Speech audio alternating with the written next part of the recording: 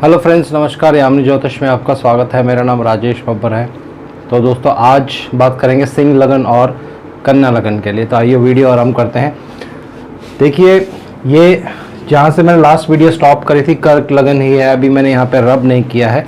एक बहुत ही unique technique है, उसका एक एग्जांपल मैं आपको बताने जा रहा हूँ। और जो लोग प्रेडिक्टिव एस्ट्रोलॉजी सीख रहे हैं वो इस टेक्निक को फिर फर्दर एनहांस करके फर्दर उसको कैसे यूज़ करना है थोड़ा सा प्रैक्टिस करेंगे तो बहुत अच्छे जो है रिजल्ट्स आपको देखने को मिलेंगे। तो आइए मैं आपको बताता हूँ। देखिए, ये काल पुरुष की कुंडली है। जैसे कि मैं हमेशा आपको बताता हूँ, जब भी आप कुंडली देखते हैं तो आपको काल पुरुष की कुंडली अपने माइंड में होनी चाहिए। अगर आप इतने एक्सपर्ट नहीं हैं कि कुंडली माइंड में नहीं रख सकते हैं तो आप एक प्लेन पेपर पे ड्रॉ करके अपनी फाइल में रख सकते हैं। काल पुरुष की कुंडली में 10 नंबर राशियाँ आ रही है दोस्तों। जहाँ मेरा पेन आप देख रहे होंगे, ये व्यापार का स्थान होता है, ये जॉब का स्थान होता है, आपका कर्म स्थान है जहाँ से प्रोफेशन देखा जाता है। अब इस 10 नंबर राशि को आपको क्या करना है, फॉर एग्जांपल मैंने लिया है कर्क लगन ही। अभी जैसे मैंने यहाँ पे रब नहीं किया है, कर्क लगन में 10 नंबर राशि 7th हाउस में आ रही है। तो क्या होगा, एक जनरल प्रेडिक्शन है। जनरल प्रेडिक्शन क्या बनेगी कि पत्नी जॉब करने वाली हो सकती है, या जो उसका माइंड होगा बिजनेस माइंड हो सकता है, बिजनेस करने वाली भी हो सकती है। ये डिपेंड करेगा फिर प्लैनेट्स की पोजीशन और उसके एस्पेक्ट्स के ऊपर, लेकिन ये एक जनरल प्रेडिक्शन है।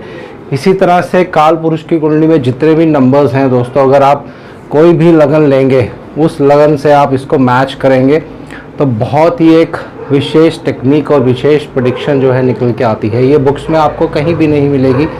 ये जब मैं एक बार बीकानेर गया था दोस्तों, वहाँ से मैंने कुछ एस्ट्रोलॉजर्स वहाँ पे बैठे रहते हैं जो कि रात को कुंडली देखते हैं।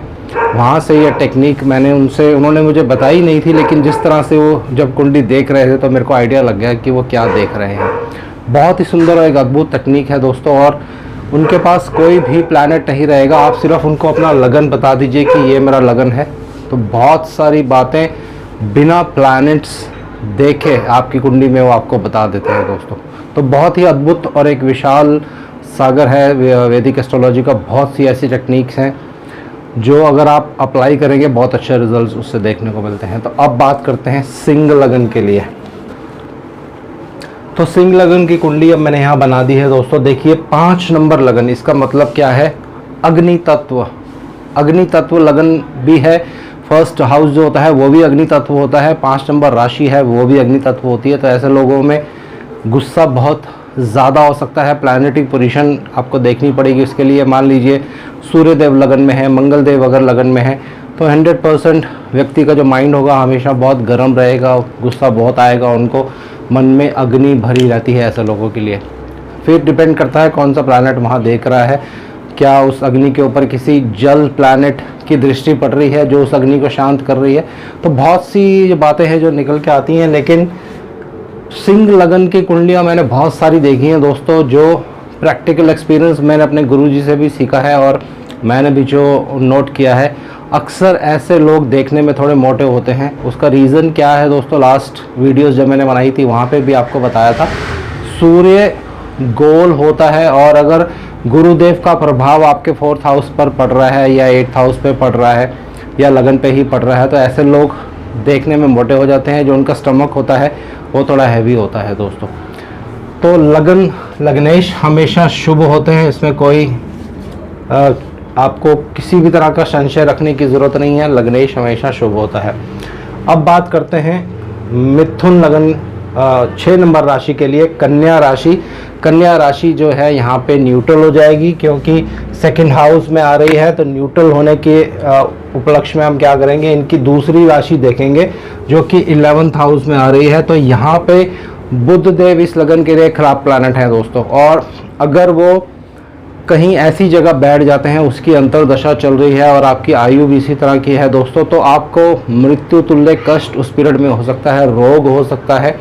बहुत सी और प्रेडिक्शंस हैं जो आप इससे कर सकते हैं। ये पत्नी का मृत्यु स्थान भी होता है दोस्तों। तो मृत्यु स्थान ना क्या करें, मैं इसको और थोड़ा सा क्लियरली क्लैरिफाई कर देता हूँ कि पत्नी को रोग हो सकता है अगर आपकी बुध देव की अंतर्दशा चल रही है और बुध देव खराब है। अगर आपकी सिंह लगन की कुंडली है, बुध देव की अंतर्दशा है, बुध देव खराब हैं, तो पत्नी को उस पीरियड में रोग या कष्ट हो सकता है दोस्तों। तो बुध देव इस कुंडली के लिए, इस लगन के लिए खराब प्लैनेट है। अब बात करते हैं शुक्र देव।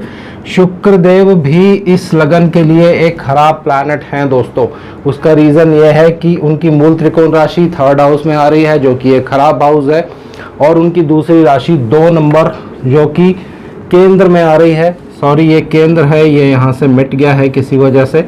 ये दोनों केंद्र हैं और ये भी केंद्र है, और इसको मारक भाव भी कहा जाता है दोस्तों।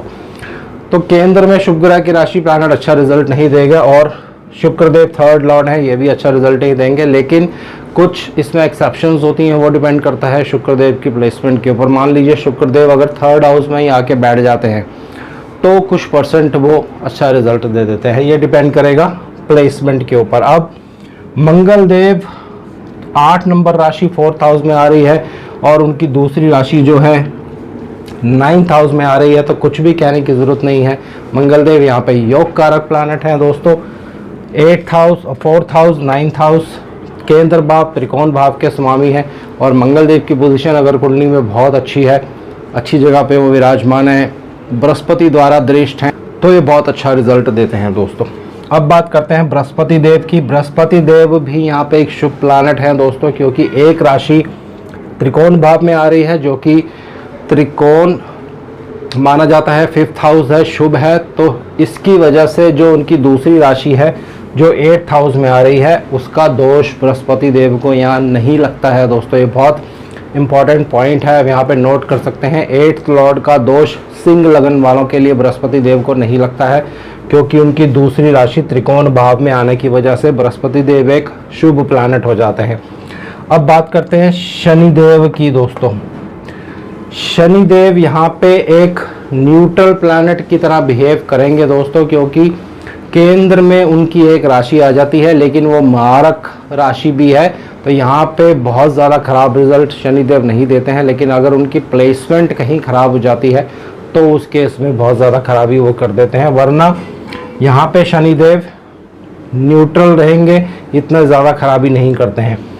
अब बात करते हैं चंद्रदेव की। चंद्रदेव 12th हाउस में है, इसलिए न्यूट्रल हो जाएंगे। चंद्रदेव की राशि 12th हाउस में आने की वजह से न्यूट्रल है। अब जहाँ पे वो प्लेस्ड होंगे उसके अकॉर्डिंग आपको रिजल्ट देखना है। अगर 12th हाउस में ही प्लेस्ड है तो नवांश में आपको देखना पड़ेगा वो कहाँ प्लेस्ड है, उसके अकॉर्डिंग रिजल्ट होगा। कौन से नक्षत्र में है उसके अकॉर्डिंग रिजल्ट होगा। कौन से प्लैनेट की उन पर दृष्टि है उसके अकॉर्डिंग जो है रिजल्ट होगा। लेकिन सिंह लगन के लिए चंद्रदेव जो है एक न्यूट्रल प्लैनेट होते हैं दोस्तों। अब बात करते हैं कौन सा वर्ष आपके लिए सिंह लगन वालों के लिए अच्छा जा सकता है, खराब जा सकता है। ऐसी इवेंट हो सकती है जो आपको जीवन में सदा याद रहेगी। तो 16वां साल आपके लिए आपके जीवन में बहुत इंपॉर्टेंट हो सकता है सिंह लगन वालों के लिए। उसके बाद आप इसमें, जैसे कि मैंने आपको टेक्निक बताई है, इसमें 12 जोड़ते जाएंगे तो वो ईयर्स आपके जीवन में बहुत इंपॉर्टेंट होंगे। आपको जॉब मिल सकती है बहुत अच्छी उस पीरियड में, या कोई ऐसा इवेंट हो सकती है, विवाह हो सकता है, कोई चाइल्ड बर्थ हो सकता है उस पीरियड में। तो ये आप दशाओं अंतरदशाओं से कैलकुलेट कर सकते हैं दोस्तों। अब बात करेंगे कन्या लगन की। कन्या लगन जैसे कि सब लोग आप जानते हैं ये पृथ्वी तत्व राशि है दोस्तों। तो ऐसे लोग अगर कुछ पृथ्वी तत्व काम करते हैं जिसमें पेपर्स की भी इन्वॉल्वमेंट होती है, या कोई प्रॉपर्टी एजेंट है, प्रॉपर्टी कमीशन का काम करते हैं, या कोई अकाउंट्स का काम करते हैं जिसमें पेपर वर्क इन्वॉल्व होता है, तो ये आपके लिए थोड़ा जो काम है वो आपको सूट करेगा, अच्छे रिजल्ट्स मिलेंगे। तो बुध देव यहाँ पे लग्नेश हैं दोस्तों, ये सदा शुभ रहेंगे। हालांकि उनकी दूसरी राशि जो है वो केंद्र में आ जाती है, लेकिन लग्नेश होने की वजह से जो उनकी दूसरी राशि केंद्र में आती है जो अशुभ रिजल्ट दे सकती है, उसका दोष उनको नहीं लगता है दोस्तों। अब बात करते हैं शुक्रदेव की। तो शुक्रदेव यहाँ पे बहुत ही शुभ प्लैनेट होंगे। एक राशि 2nd हाउस में जो कि न्यूट्रल हो गई है यहाँ पे, तो उनकी दूसरी राशि हम देखते हैं वो आ रही है 9th हाउस में। तो त्रिकोणेश होने की वजह से, नवमेश होने की वजह से, भाग्येश होने की वजह से शुक्रदेव 6 नंबर लगन वालों के लिए बहुत शुभ प्लैनेट माने जाते हैं दोस्तों। वो डिपेंड करेगा, जैसे मैं हर बार बता रहा हूँ, प्लेसमेंट के ऊपर, नवांश में उनकी क्या पोजीशन है, दूसरे वर्ग चार्ट्स में उनकी क्या पोजीशन है। अब बात करेंगे मंगल देव की। तो मंगल देव एक बहुत ही घातक प्लैनेट हैं कन्या लगन वालों के लिए। आपको बहुत सावधानी बरतनी है दोस्तों, खासकर जब मंगल देव की अंतर्दशा चल रही हो और मंगल देव ऐसी जगह पे आपकी कुंडली में विराजमान है जहाँ पे वो आपको परेशानी क्रिएट कर सकते हैं। मंगल देव ब्लड के कारक हैं दोस्तों, और अगर शनि देव का भी एस्पेक्ट मंगल देव पर है तो उस पीरियड में 100% एक्सीडेंट के योग हो सकते हैं, ब्लड शेड के योग हो सकते हैं, और केतु देव की भी इन्वॉल्वमेंट अगर साथ हो जाती है उस मंगल देव पर, केतु देव भी दृष्टि डाल देते हैं, या शनि देव पर केतु देव दृष्टि डाल रहे हैं और शनि देव मंगल देव पर दृष्टि डाल रहे हैं, तो बाहरी चोट लगना भी उस पीरियड में पॉसिबल होता है दोस्तों। अब बात करते हैं बृहस्पति देव की। तो बृहस्पति देव एक बहुत ही अशुभ प्लैनेट माने जाते हैं कन्या लगन वालों के लिए, क्योंकि यहाँ पे उनको केंद्राधिपति दोष लग जाता है। केंद्राधिपति दोष क्या होता है? जब कोई शुभ प्लैनेट दो केंद्र भावों का स्वामी हो जाता है। जैसे यहाँ पे देखिए बृहस्पति 4th लॉर्ड भी हैं और 7th लॉर्ड भी हैं, दो केंद्र भावों के स्वामी हो गए। लेकिन इसमें कंडीशन वही होती है दोस्तों, केंद्रेश केंद्र में ही विराजमान होने चाहिए। केंद्र के स्वामी अगर शुभ ग्रह हैं और उनको केंद्राधिपति दोष लग रहा है तो वो शुभ ग्रह की राशि में केंद्र में ही विराजमान होने चाहिए। तो बृहस्पति देव अगर यहाँ पे विराजमान होंगे, यहाँ पे विराजमान होंगे तो उनको केंद्राधिपति दोष लग जाता है, और इस पे अगर मेलेफिक एस्पेक्ट पड़ जाए तो ये केंद्राधिपति दोष बहुत भयंकर रूप से फिर व्यक्ति को परेशान करता है दोस्तों। अब बात करते हैं शनि देव की दोस्तों। तो बहुत सी यहाँ पे बहुत से लोगों को यह कन्फ्यूज़न होगी कि 6 नंबर लगन के लिए शनि देव अच्छे प्लैनेट हैं या खराब प्लैनेट है। तो शनि देव यहाँ पे अच्छे प्लैनेट हैं दोस्तों, क्योंकि एक राशि उनकी त्रिकोण भाव में आने की वजह से जो षष्ठेश यानी 6th हाउस के वे लॉर्ड भी बन रहे हैं। यहाँ पे ये देखिए, ये 6th लॉर्ड भी हैं, 5th लॉर्ड भी हैं। तो 6th लॉर्ड का जो दोष है वो शनिदेव को नहीं लगेगा यहाँ पे, क्योंकि त्रिकोण भाव के वो स्वामी हो जाते हैं दोस्तों। अब उनकी प्लेसमेंट कैसी रहती है ये डिपेंड करेगा। मान लीजिए शनिदेव अगर यहीं पे विराजमान हो जाए, मूल त्रिकोण राशि है उनके 6th हाउस में विराजमान हो जाते हैं तो बहुत ही पावरफुल माने जाएंगे। 6th हाउस में मेलेफिक प्लैनेट्स बहुत पावरफुल माने जाते हैं दोस्तों, और ये खासकर उस पीरियड में उस पोजीशन पे ये काम आती है। मान लीजिए आज जैसे अभी कोरोना वायरस का बहुत ज़्यादा प्रकोप चल रहा है और मेरी जो फैमिली है मोस्टली सब दिल्ली में ही रहते हैं और सबको सब कोरोना पॉजिटिव हैं, मोस्टली सब कोरोना पॉजिटिव हैं। तो जिनके भी 6th हाउस में नेगेटिव प्लैनेट्स होंगे, मान लीजिए अगर आपकी कुंडली में राहु देव 6th हाउस में है, शनि देव 6th हाउस में है, सूर्य देव 6th हाउस में है तो, और मंगल देव 6th हाउस में है, तो इतनी जल्दी जो है आपको बीमारी घेर नहीं सकती है दोस्तों। तो ये डीपर प्रेडिक्शंस हैं, कभी समय मिलेगा तो इसके ऊपर भी अलग से वीडियो बनाएंगे। लेकिन आप ये नोट कर सकते हैं कि शनिदेव एक अच्छे प्लैनेट है, इसमें कोई प्रॉब्लम वाली बात नहीं है। अब बात करते हैं चंद्रदेव की। तो चंद्रदेव की 4 नंबर राशि 11th हाउस में आने की वजह से ये एक खराब प्लैनेट माने जाते हैं बुध देव के लिए, और इसके लिए आपको पूरी स्टोरी चंद्रमा और बुध देव की जो गाथा है वो पता होनी चाहिए। मैंने बहुत बार पहले भी बताई है, यहाँ पे बताऊंगा तो वीडियो बहुत लंबी हो जाएगी। चंद्रमा और बुध देव में पुत्र और माता का रोल होता है, लेकिन वो जब कभी समय मिलेगा तो टेल्स में आपको बताऊंगा। तो लेकिन आप ये नोट कर सकते हैं चंद्रमा एक अशुभ प्लैनेट है कन्या लगन वालों के लिए। और सूर्य देव देखिए दोस्तों, यहाँ पे 12th हाउस में उनकी राशि आ रही है तो ये न्यूट्रल हो जाएंगे। यहाँ पे सूर्य देव जिस राशि में बैठेंगे वैसा रिजल्ट देंगे, जिस प्लैनेट की उन पर दृष्टि होगी वैसा रिजल्ट देंगे। अगर 12th हाउस में ही बैठ जाते हैं तो आपको नवांश में देख लेना है सूर्य देव कहाँ है, या चंद्र कुंडली से आप देख सकते हैं कि सूर्य देव कहाँ है। अगर चंद्र कुंडली भी वही है, चंद्रमा लगन में है और सूर्य देव 12th हाउस में है, तो नक्षत्रों की आप हेल्प लेकर फिर प्रेडिक्शंस कर सकते हैं दोस्तों। अब बात करते हैं कौन सा साल आपके लिए अच्छा हो सकता है, कन्या लगन वालों के लिए कौन सा साल खराब हो सकता है। तो 15वां साल 15th ईयर आपके जीवन में कुछ चेंज ला सकता है, कोई अच्छी इवेंट भी हो सकती है, कोई ख़राब इवेंट भी हो सकती है। उसी तरह से फिर आप उसमें 12 जोड़ते जाएंगे। तो जो प्रोसेस मैंने आपको बताया है उसके अकॉर्डिंग आप दशाओं और अंतर्दशाओं को मिलाकर इवेंट जो ख़राब होगी या अच्छी होगी ये आपको मालूम चल जाएगा दोस्तों।